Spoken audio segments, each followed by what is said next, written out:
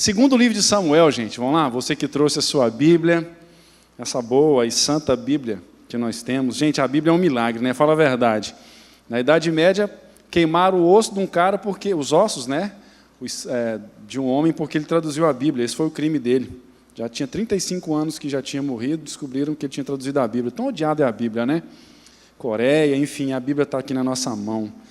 Perfeita, intacta, a palavra de Deus. Deus escolheu se revelar maximamente, especialmente a nós, através da escrita, do texto sagrado. Que legal, né? Importância da linguagem, da palavra. Afinal de contas, o universo é fruto de linguagem, é fruto de palavra, eu e você.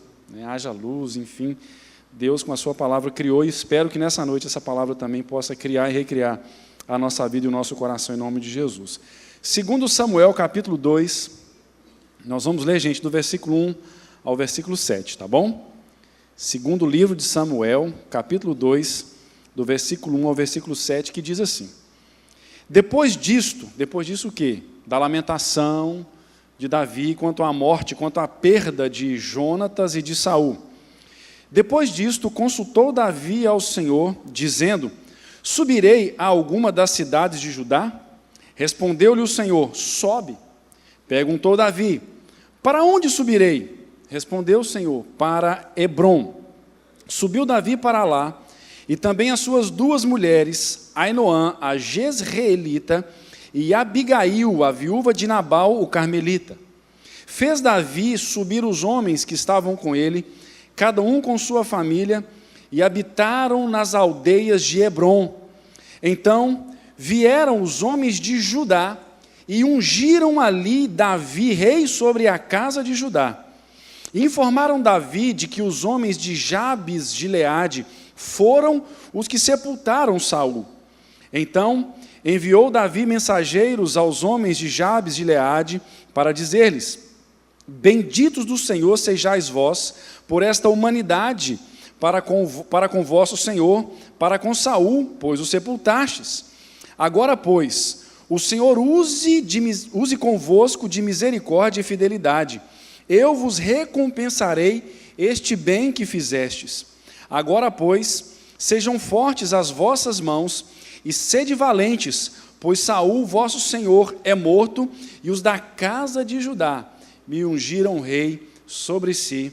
Amém e amém. Gente, na mensagem anterior, que foi na semana passada, nós vimos que praticamente é impossível passarmos pela vida sem experimentarmos algum tipo de perda. E sempre quando a gente olha a história e lê a história dos grandes homens, dos grandes nomes da história, das grandes mulheres, todas essas pessoas experimentaram grandes perdas, passaram por grandes e profundas perdas. E nós vimos que nós também passamos por isso. E só que a perda é uma coisa tão dolorosa, é tão difícil experimentarmos perdas, quaisquer que sejam essas perdas, que às vezes nós até perguntamos se há vida, existe vida depois das perdas. Vimos na semana passada que tem pessoas que não conseguem lidar com as perdas, algumas perdem a saúde emocional, não têm coragem de tirar a própria vida, mas passam a vida inteira se lamentando, ruim, mal, não conseguem mais viver, enfim. E aí, tantas pessoas se perguntam, né, será que existe vida após as perdas? Será que nós conseguimos sobreviver depois das perdas que nós experimentamos nas nossas vidas? Quando nós olhamos nesse texto aqui, Davi mostra para nós algumas bases sobre as quais é possível, sim, não somente sobrevivermos, mas vivermos apesar de todas as nossas perdas. De repente até sermos recompensados, restaurados muitas vezes mais por causa daquela perda que nós tivemos. Quais são as bases, então, para que a vida, então, após a perda, possa ser possível, não só uma vida tolerável, mas uma vida desfrutável, uma vida bonita, uma vida abençoada, uma vida abundante, uma vida pujante, para a honra e glória do Senhor. Quais são essas bases, então, para que nós experimentemos vida após as perdas? A primeira base é orar, é a oração. No versículo 1, nós vemos aí que após o lamento de Davi, sobre a morte, a respeito da morte de Saul e do seu grande amigo Jonatas, Davi vai orar. E olha, gente, preste atenção nisso. Como é, melhor dizendo, a oração de Davi? Será que é aquela reza decorada que nós temos? Senhor, muito obrigado por este alimento, em nome de Jesus, amém. Ó Deus, obrigado pelo meu trabalho, dá-nos uma noite de paz e tranquilidade, em nome de Jesus, amém. Às vezes, nós temos não um tempo de oração com Deus, mas nós fazemos ladainhas com Deus e depois ainda queremos que as nossas orações sejam respondidas. Mas nós observamos no texto aí, gente, que Davi ora com direcionamento. Davi ora com um propósito. Ele pergunta a Deus assim: Senhor, o que eu vou fazer agora? Qual é o direcionamento que o Senhor tem para mim? Para qual cidade de Judá eu devo me mudar? Porque, afinal de contas, ele estava nas regiões de Ziclag, nas regiões ali da Palestina, na terra dos filisteus, e ele então pergunta para onde ele iria. O que é interessante na oração, gente, preste atenção nisso. Às vezes nós temos muitos problemas com a oração, porque a nossa vida não tem propósito, ou nós não nos lembramos do propósito que Deus tem para as nossas vidas. Nós oramos por emprego, e aí a gente consegue um emprego para descobrir depois de um tempo que aquele emprego não tem graça mais. Nós oramos por uma família para descobrir que depois de um tempo aquela família para nós passa a ser um peso. Oramos por ter qualquer coisa, enfim, tantas coisas, e quando a gente alcança aquilo, parece que aquilo perde o sentido. Mas por quê? Não é que aquilo não tem sentido, é que a nossa vida parece não ter sentido. O propósito, o que direcionou essa oração de Davi, foi que ele lembrou o seguinte: olha, há 10 anos, gente, preste atenção nisso, Davi viveu 10 anos de inferno, segundo os estudiosos, sendo perseguido por Saul. Depois de 10 anos, então, aqui nesse tempo ele lembra o seguinte: olha, há 10 anos Deus me ungiu para ser rei de Israel. Então esse é o meu propósito de vida, eu vou aqui, eu tenho rumo na minha vida, eu sei para onde eu estou indo. E quantas pessoas hoje não sabem para onde estão indo? E muitos não querem nem saber, estão como Cazuza, né? Eu vou pagar a conta do analista para nunca mais ter que saber quem eu sou. Dói saber quem se é, e dói muito mais ainda saber para onde se está indo. As pessoas não querem saber. É por isso as teorias aí da evolução, é por isso as tantas teorias que morreu, acabou, ou se morreu o espírito vai ficar vagando. Deus me livre, negócio de espírito ficar vagando, pelo amor de Deus, dá até trabalho para dormir, né? De medo, na é verdade. Ou então quando dorme tem que dormir com a cama no canto, com as costas na parede, que aí o espírito não entra atrás da gente, não é verdade? Que coisa mais sinistra. Mas Davi tinha esse propósito de vida, é por isso que a oração de Davi fazia sentido. Senhor, o Senhor tem um rumo para a minha vida. Qual é o rumo que Deus tem para a sua vida? Qual é o rumo que Deus tem para a minha vida? Alguns estudiosos e teólogos do século XVII definiram isso de forma muito linda. Disseram que o propósito do homem é glorificar a Deus e gozá-lo, experimentá-lo, desfrutá-lo para sempre. Esse é o propósito da nossa vida. Se aquilo que nós pedimos, seja um carro, um trabalho, uma família, um cônjuge, um namorado, uma namorada, seja o que for, dinheiro, poupança, o que for, se nós entendermos que a nossa vida é para a glória de Deus, o carro vai fazer sentido, a família, por mais difícil que esteja, vai fazer sentido, os relacionamentos farão sentido. Quantas são as pessoas que oram aqui nessa igreja, gente? Quantas pessoas? De vez em quando dá vontade de pegar o celular e ligar para um senhor, ô desgraça. Você lembra que você esteve lá na igreja que dia pedindo oração, qual dia disso? Pois é.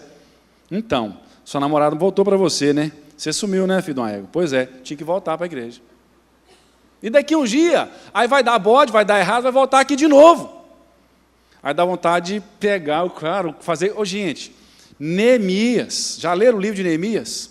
Lembra daquele episódio lá que Neemias, ele falou assim, gente, vamos parar de vender as coisas que no dia do Senhor, que no Antigo Testamento era no sábado. Vamos parar com isso aqui, parar de trabalhar no sábado. E teve uns caras que abusaram de Neemias. Diz o texto que Neemias foi lá e espancou alguns e arrancou o cabelo de outros. Vocês estão achando ruim do pastor Sainz de vez em quando ficar bravo aqui ainda? Pensa se a gente tivesse Neemias como nosso pastor. Que coisa boa, na verdade. Dá vontade de fazer a mesma coisa com, às vezes, algumas pessoas assim. Ora, pede, aí Deus abençoa. E Deus, assim, Deus é caprichoso, Deus responde, gente. Deus, às vezes, dá para nos testar. Sabia disso? Tem resposta de oração que é para testar a gente. E a gente fica brincando com Deus, mas nós somos demais, né? Gente, Só Deus para aguentar a gente, não é verdade? Davi ora de forma bonita. E eu sei que tem muita gente desiludida com oração. Pessoas que já oraram um monte, mas parece que as coisas não acontecem. Parece que Deus não responde. E aí cometem o grave erro de muitas vezes pararem de orar. E o C.S. Lewis diz uma coisa muito interessante no seu livro Cartas de um Diabo ao Seu Aprendiz. Tem gente que lê esse livro achando que é verdade. Não, é uma ficção, mas que tem muita base bíblica. É um diabo aposentado, aliás, um demônio aposentado, que ensina um demônio adolescente como que vai tentar um cristão, o paciente dele, que eles chamam. O inimigo no livro é Deus. E esse demônio mais velho, aposentado, vai ensinar o demônio mais novo, né, que estava começando a carreira dele lá, de carteira assinada de demônio, vai ensinar como vai ser demônio, como vai tentar o crente. E quando vai falar de oração, coisas sábias, só o C.S. Lewis mesmo para falar uma coisa dessa, né? Ele diz assim, olha, faz o seu paciente acreditar que a prática da oração é uma coisa inútil. Se ele orar e não tiver a resposta, caia matando em cima dele, falando, está vendo, não adianta nada orar.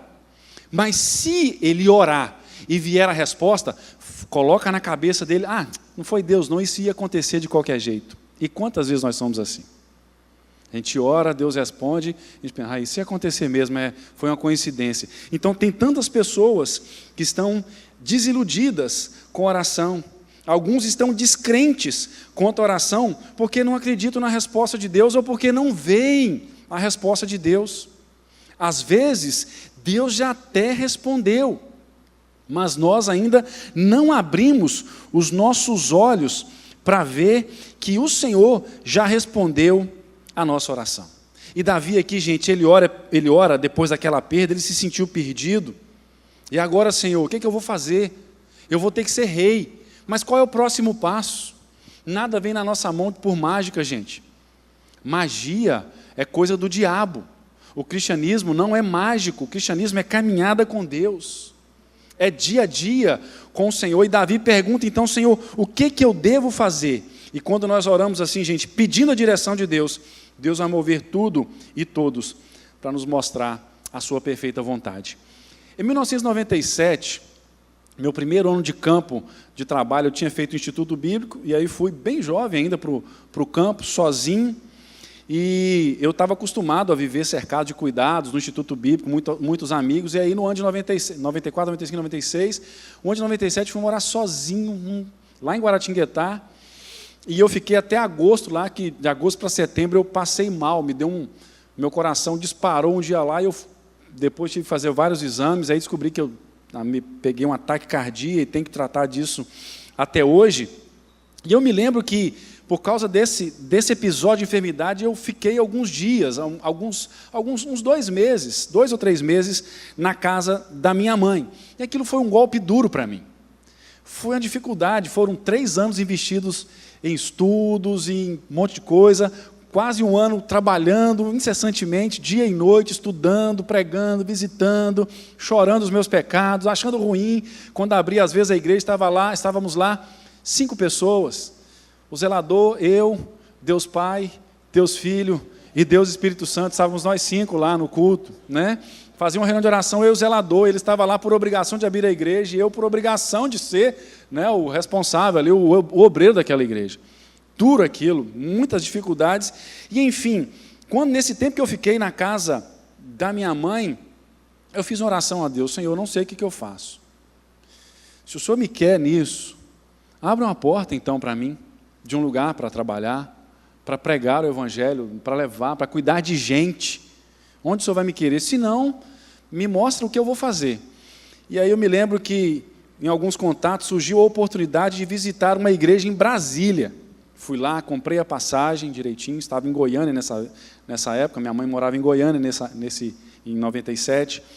Comprei a passagem, gente, do nada, me deu uma febre, de um dia para o outro, que eu não dormi nada, eu fiquei de febre, 2 dias, perdi a passagem. E o pastor era tão estúpido, já tinham me avisado, tão ignorante, tem pastor ignorante também, você sabe disso, né? Aí, ele não aceitou de jeito nenhum a minha explicação. Eu pensei, estou achando que Deus me quer nesse negócio mesmo, não.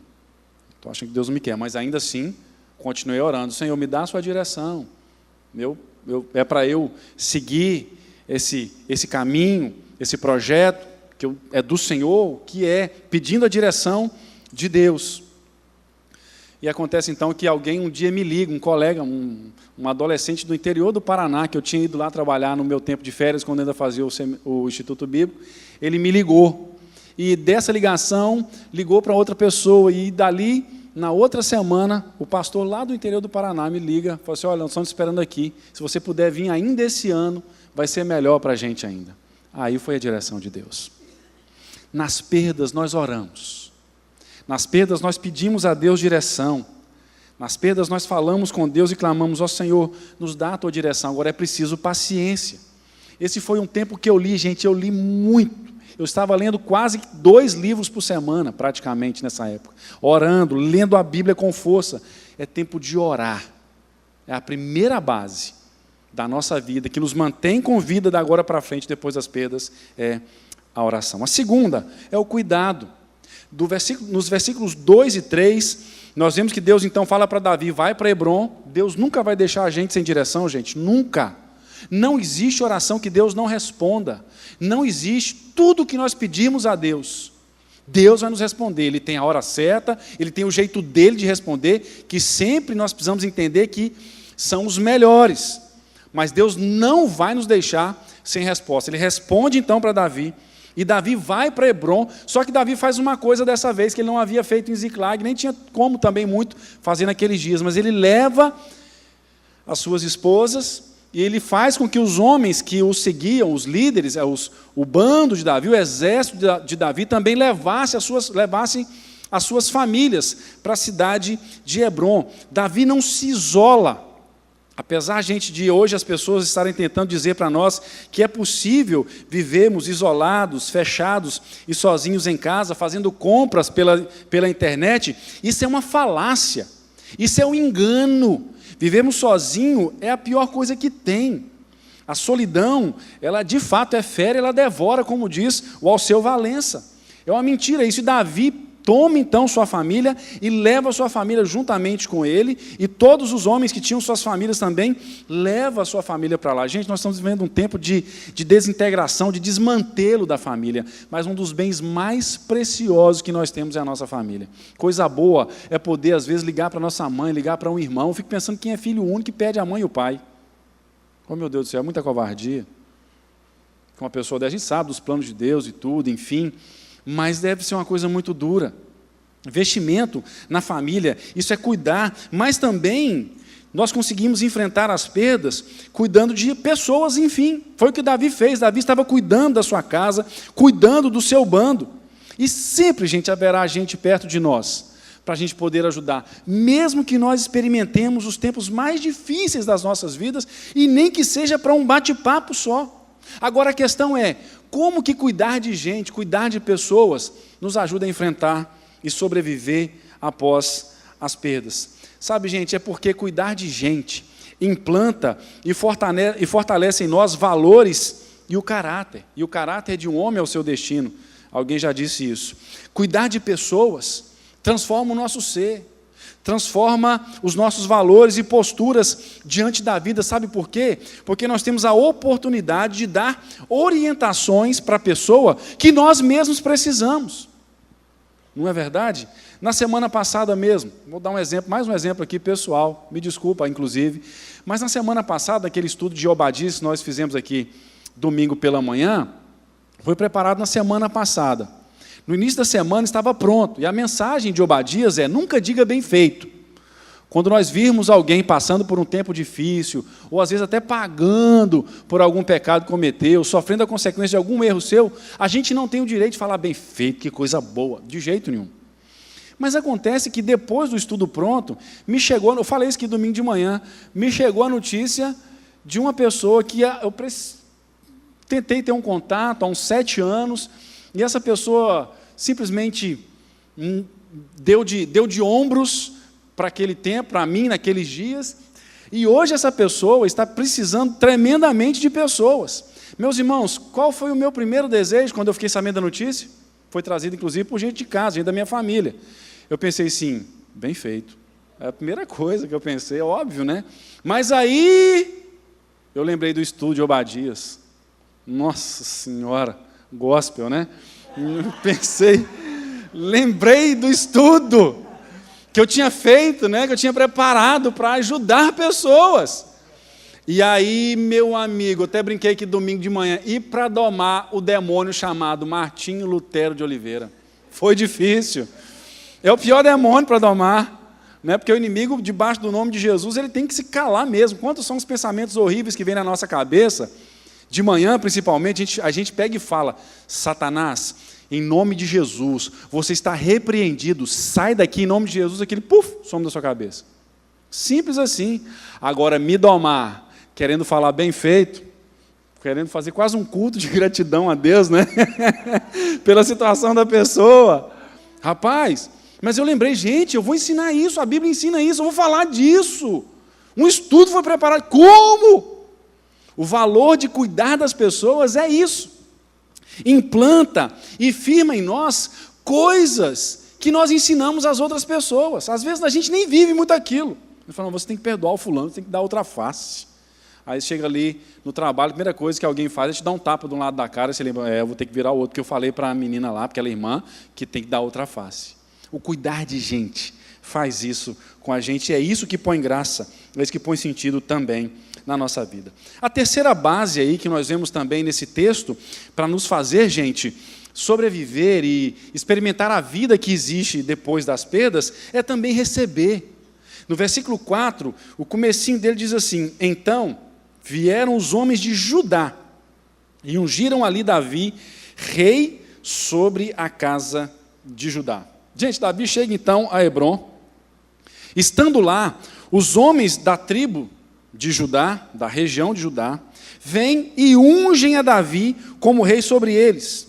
E Davi, gente, presta atenção nisso, recebe essa unção com naturalidade. E aqui nós aprendemos, gente, uma verdade preciosa. Preste atenção nisso. Estarmos e permanecermos no lugar onde Deus nos quer, certamente é o lugar onde Deus vai nos abençoar. Às vezes tem situações que nós queremos fugir, não é verdade? Nós queremos ir embora, ou nós queremos que alguém vá embora de perto de nós, ou nós queremos mudar, ou nós queremos sair, ou nós, não estou dizendo só geograficamente, mas às vezes até mesmo existencialmente. Há pessoas que passam algumas crises, algumas perdas, algumas dificuldades, passam a vir menos na igreja, abandonam. Mas sabe, gente, tem bênção que a gente só vai receber no lugar em que Deus quer que a gente permaneça.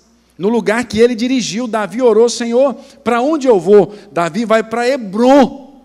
E ali começa a história, então, efetivamente, do reinado de Davi. Então, as bênçãos que Deus vai derramar sobre nós, certamente virão se nós permanecermos no lugar onde Deus nos colocou. E ali, então, Davi recebe a unção. Eles chegam e jogam óleo sobre a cabeça de Davi. E no caso aqui, gente, a unção, ela simbolizava duas coisas. Era o reconhecimento. Davi, nós reconhecemos você como rei. E segundo, a unção também, ela servia como um símbolo de capacitação de Deus para exercer uma função ou ministério. Sabe, gente, diante das perdas, nós temos que aprender a receber aquilo que Deus tem para nós. Receber as bênçãos de Deus para nós. Isso parece simples. Parece muito simples. E algumas pessoas até confundem isso. Só querem de fato receber. Mas para muitas pessoas não é tão simples assim. Sabe por quê? Estão acostumadas a sempre darem, a serem provedores, a sempre fazerem, a sempre estarem com a saúde boa. John Stott fala isso num dos livros dele, no último livro que ele escreveu, O Discípulo Radical. Quando ele caiu, já idoso, e quebrou a bacia antes de morrer, ele disse que ele experimentou uma das piores crises da história dele, porque até ali ele não tinha dependido de ninguém, começou a depender das pessoas para praticamente tudo. Mas há um momento na nossa vida em que nós precisamos aprender a receber, e tantas são as pessoas que não estão acostumadas a isso, estão acostumadas a sempre darem, e com esse dar vem como consequência o dominar, Porque alguém até diz assim, tem até um ditado, né? Quem dá o pão, dá a educação. Vai ser do meu jeito, enquanto estiver nessa casa, e aí são acostumados a dominar. Mas chega um tempo, depois das perdas, que nós precisamos aprender a receber aquilo que Deus tem para nós, seja através das circunstâncias, da igreja, através das pessoas. Chega um tempo em que nós precisamos acolher aquilo que Deus tem para nós. Um exemplo triste na Bíblia de uma pessoa que recusou-se a receber depois de uma crise que passou é Judas.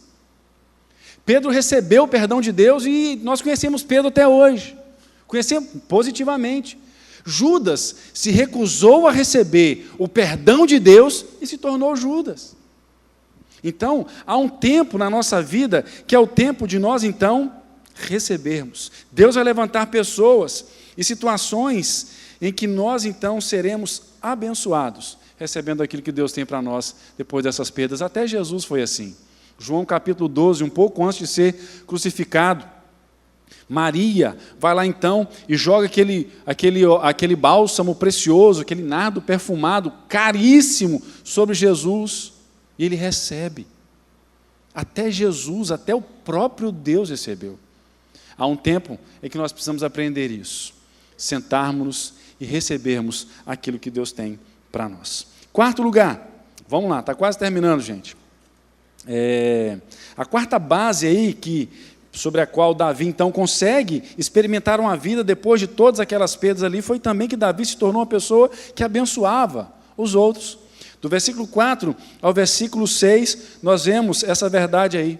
Falaram para Davi, gente, aqui no texto, que os homens de Jabes de Gileade haviam feito o bom ato de sepultar a Saul, que Saul tinha se matado, vocês se lembram disso? Davi então manda mensageiros até Jabes Gileade, para ir até lá e desejar bênçãos de Deus sobre aquelas pessoas ali.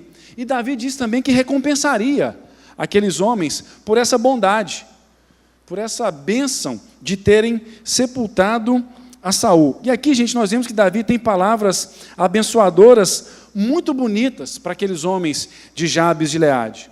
E Davi, gente, nós bem sabemos que não era o homem do tipo que vivia procurando defeito nas pessoas.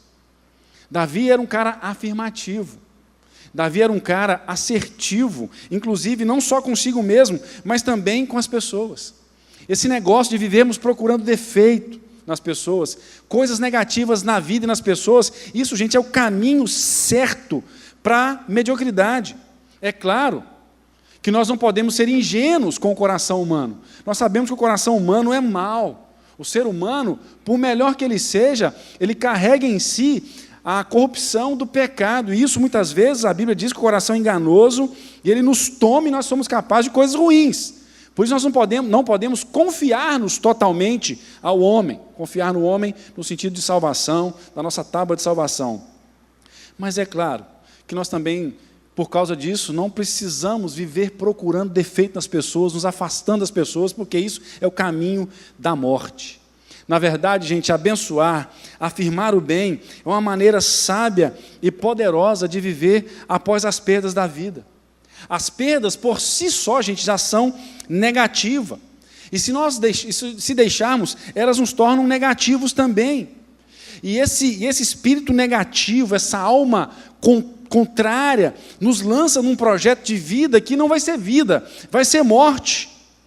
E aí, acontece que esse mexer, esse revolver o que é mal, que é o contrário da vida, do fluir da beleza, pode ser expulso, gente, de nós, se nós conseguirmos assumir uma postura assertiva, afirmativa, uma postura abençoadora, uma postura que procura o bem nas pessoas, que procura valorizar o que as pessoas fazem, que fala isso, que expõe isso, que elogia, que dá boas palavras. Isso retorna para nós, é o efeito bumerangue. A bênção é assim, quanto mais abençoamos, ou desejamos melhor, a bênção de Deus, porque é Deus que abençoa, ao desejarmos isso, gente, isso volta para nós. Agora, nós só vamos conseguir ser afirmativos, assertivos e abençoadores se tivermos consciência de que nós mesmos somos abençoados. Davi tinha essa consciência.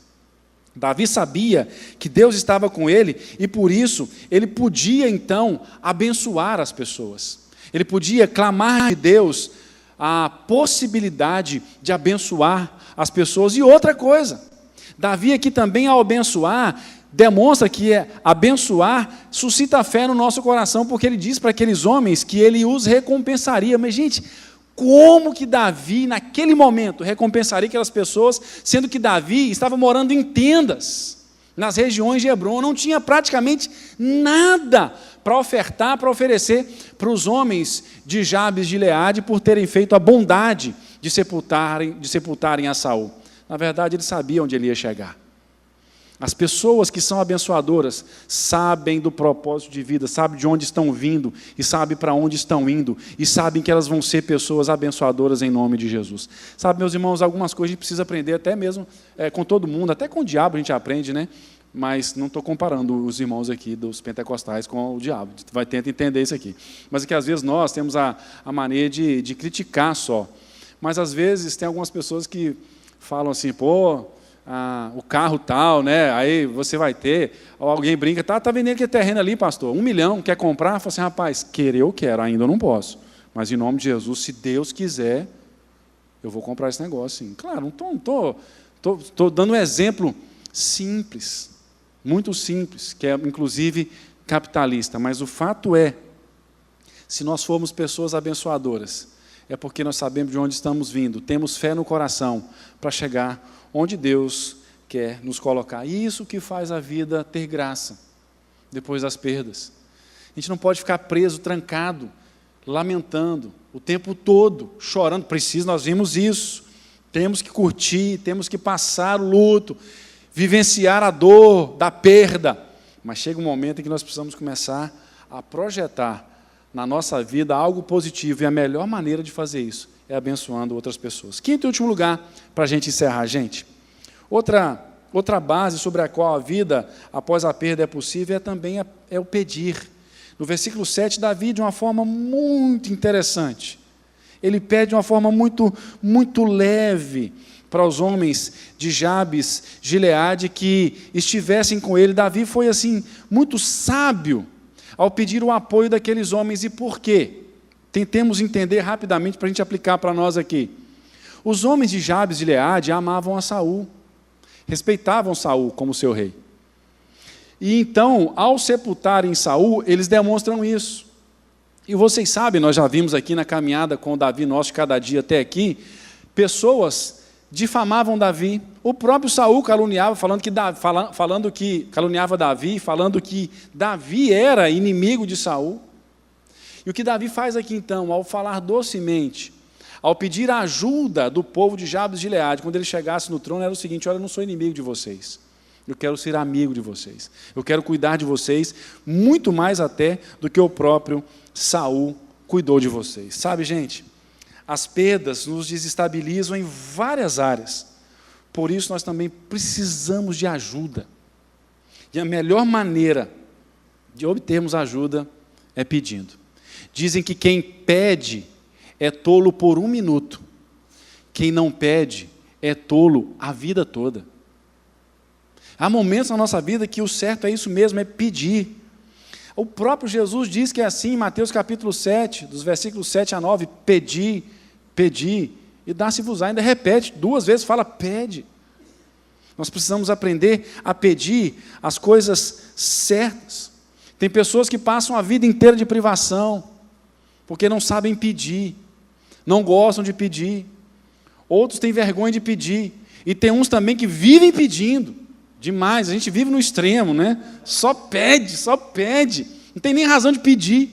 Igual aquele negócio, o cara sai com você, tem dinheiro, você pede seu lanche, ele fica pegando, querendo um pedaço do seu lanche. Aí você vai acabar. Mas amém, né? Vamos pagar um lanche para esse cara aqui? Então, vamos fazer uma vaca aqui. Tem uns que são desse jeito. Mas a verdade é essa. Nós precisamos pedir. Eu ouvi dizer que, a gente já encerrando, na Segunda Guerra, após a Segunda Guerra, o Japão foi praticamente destruído, totalmente destruído. E nós bem sabemos que os Estados Unidos tiveram uma grande participação nisso aí. E depois que acabou a guerra, a Segunda Guerra, sabe para quem o Japão foi pedir ajuda? para reconstruir o país? Exatamente para os Estados Unidos. Após as perdas, nós temos que aprender a pedir, só que pedir para as pessoas certas. Não é pedir para todo mundo para cair no ridículo. É identificar de fato a nossa necessidade. Orar, pedir direção a Deus e diretamente na pessoa que vai poder nos ajudar, que vai poder dar uma palavra de Deus para cada um de nós. Então, gente, nós vemos aqui que é possível, sim, a vida, experimentar a vida, continuar desfrutando a vida com Deus, mesmo em meio às dores que nós tenhamos passado até aqui. Isso é possível orando, isso é também possível cuidando de pessoas, e Deus sempre vai colocar alguém perto de nós, uma colega, um colega, vivendo algum drama, às vezes até semelhante ao nosso, e aí é melhor ainda, qual é a moral que a gente tem para ajudar, porque aquela pessoa está sofrendo a mesma área que a gente. O meu sofrimento, só quem sofreu pode avaliar quem sofreu, pode identificar, pode ter o mesmo sentir. Tem palavras de puro mel para quem precisa de ajuda, cuidar. Aprendemos também a receber aquilo que Deus tem para nós e nos colocarmos no lugar onde essa bênção vai ser colocada nas nossas vidas em nome de Jesus. Quarto lugar, sermos pessoas que abençoam, pedem a Deus para abençoar as outras pessoas. E quinto lugar, sermos pessoas que saibam pedir, tanto a Deus quanto ajuda às pessoas também, porque nós não podemos esquecer, gente, Deus age nas nossas vidas através das pessoas também. As pessoas são sacramentos, são sinais visíveis de Deus para cada um de nós. Então, assim, que Deus nos ajude, que Deus tenha misericórdia de nós e que Deus nos dê força para vivermos sobre essas bases, em nome de Jesus. Amém. E amém. Isso aí. Vamos orar, gente? Vamos ficar em pé para a gente, enquanto o Celial vai tocando alguma coisa ali, a gente vai encerrar orando, agradecendo a Deus. Beleza. Tá o Dian. Nós vamos orar aqui. O primo do Dian Lima, sofreu um acidente. O Danilo também tem um amigo, né, lá de Resplendor também, que está precisando de oração também. Nós vamos orar por isso, em nome de Jesus. Nós temos, toda quarta-feira a gente tem orado, clamado a Deus por várias razões. Eu tenho até brincado que nessa de pregar expositivo e sistematicamente, às vezes parece que aquela mensagem, aquele dia, não era para aquele dia, não era para a gente, né? A gente veio na igreja, parece que foi uma perda de tempo, sabemos que não foi. Mas às vezes nós viemos aqui assim, precisando de alguma coisa, precisando de uma oração. Se tem alguém aqui hoje assim, nessa situação, e quer vir aqui à frente para a gente apresentar esse pedido seu aí, de oração, nós vamos orar juntos aqui agora, então, em nome de Jesus. Vamos pedir ao Senhor que venha nos visitar, em nome de Jesus. De repente é um prejuízo que alguém está querendo dar para nós, e a gente está achando isso muito injusto, muito chato. Puxa vida, não podia ser assim. De repente é uma questão de saúde, né? Ou falta de saúde, melhor dizendo, na família. De repente é um tempo novo na nossa história, ou de repente é uma perda que nós estamos passando, ou de repente é uma luta insistente, um pecado. Olha, gente, que está de novo, olha, semana passada oramos por isso, de novo esse pecado aí na minha cola, em cima de mim. Não seria uma boa a gente estar aqui junto aqui para orar, para clamarmos a Deus, clamarmos juntos. Por isso que Deus, por essa necessidade que nós estamos enfrentando, exatamente nesse momento, às vezes é um projeto novo, não é um projeto novo que está para nascer, que está para surgir. Tantas são as apreensões, tantos são os medos, né? Talvez é uma situação recorrente, a gente está brigando no bom sentido, batalhando, enfim, o que for que estiver aí, a sua necessidade, chega até aqui para a gente orar juntos, então, em nome de Jesus. Pai de amor, obrigado, Deus, por esse tempo que o Senhor nos dá aqui nessa noite. Tempo precioso, ó Deus. Tempo abençoado. Tempo, ó Deus, em que o Senhor falou conosco. E quando o Senhor fala, o Senhor cria e recria a vida. O Senhor renova a vida pela Tua palavra, ó Deus.